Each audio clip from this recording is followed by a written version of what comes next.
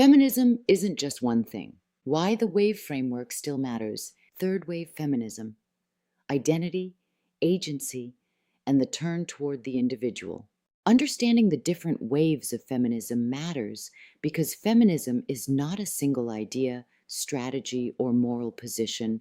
It is a long history of debates about power, inclusion, and what real change entails. Each wave emerged in response to the limits and failures of the preceding wave, carrying forward both progress and unresolved harm. Without this context, today's feminist disagreements can appear as personality clashes or generational infighting when they are, in fact, deeply rooted political tensions. Access versus transformation, protection versus autonomy, representation versus redistribution. Tracing the waves helps us see why certain arguments keep resurfacing, why no single wave solved feminism, and how earlier strategic choices about who to center, who to exclude, and what compromises to make continue to shape feminist politics today. The wave framework is imperfect and incomplete, but it remains a useful map for understanding where feminism has been, what it continues to get wrong, and why this conversation remains unfinished. Third wave feminism emerged in the 1990s as both a continuation of and a reaction against the second wave. By this point, many of the second wave's gains, legal protections against discrimination, expanded access to education and employment, and public conversations about violence and reproduction were formally in place. But it was increasingly clear that those victories had not translated into liberation for everyone. The dominant feminist narrative is still centered on white, heterosexual, middle-class women and treats race, sexuality, class, disability, and culture as side issues rather than foundational ones. Third wave feminism arose from that frustration. It rejected the idea that there was a single, universal woman's experience and insisted instead on plurality, contradiction, and self-definition. Rather than asking women to fit into a shared political identity, it asked feminism to make room for difference, even when that difference was messy, uncomfortable, or resistant to consensus. What third wave feminism took on. At its best, third wave feminism expanded the scope of feminist analysis in critical ways.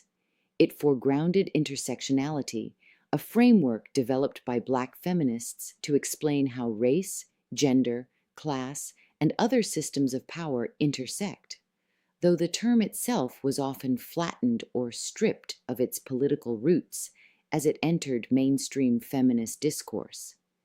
Third wave feminists pushed for recognition of queer and trans identities, challenged rigid definitions of womanhood, and rejected the idea that empowerment had to look respectable, palatable, or morally approved.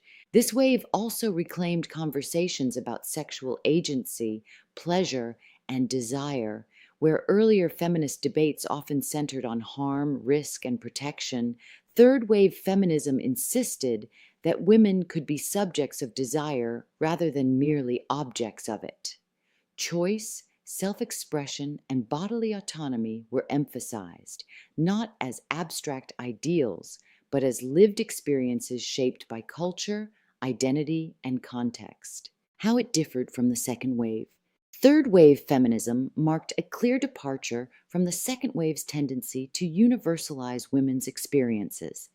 It was skeptical of rigid ideology, centralized leadership, and single-issue frameworks. Instead of insisting on shared political conclusions, it embraced ambiguity and contradiction. A woman could be feminist and still enjoy things that previous movements had critiqued.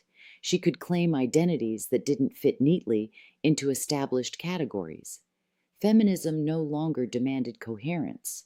It tolerated, and sometimes celebrated, complexity. This shift opened important doors.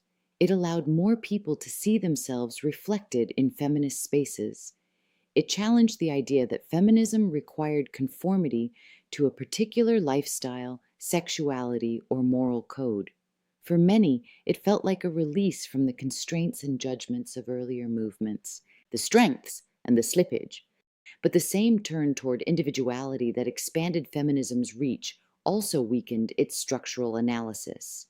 As third wave feminism emphasized personal narrative, self definition, and cultural expression, political critique sometimes gave way to personal branding. Feminism became something you were rather than something you did.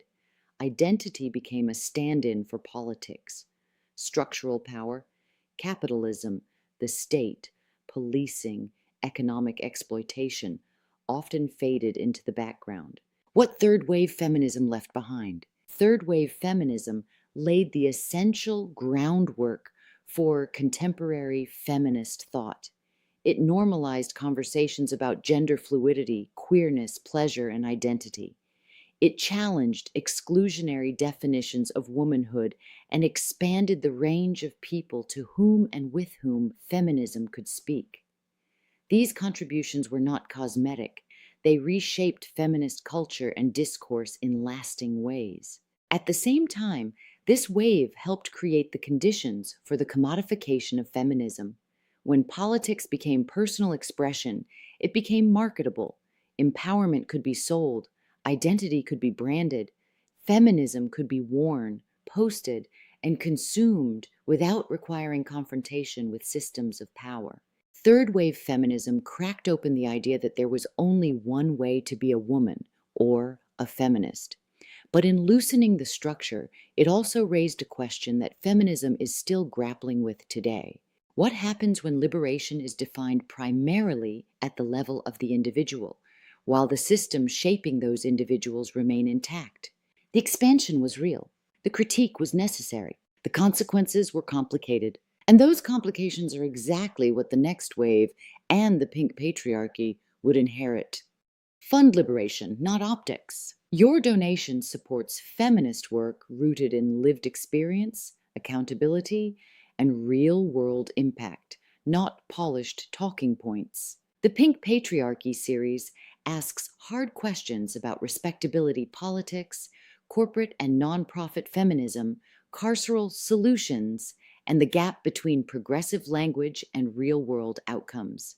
By tracing these dynamics across history, policy, and lived experience, the series aims to move beyond feel-good feminism and towards something more honest, accountable, and liberatory.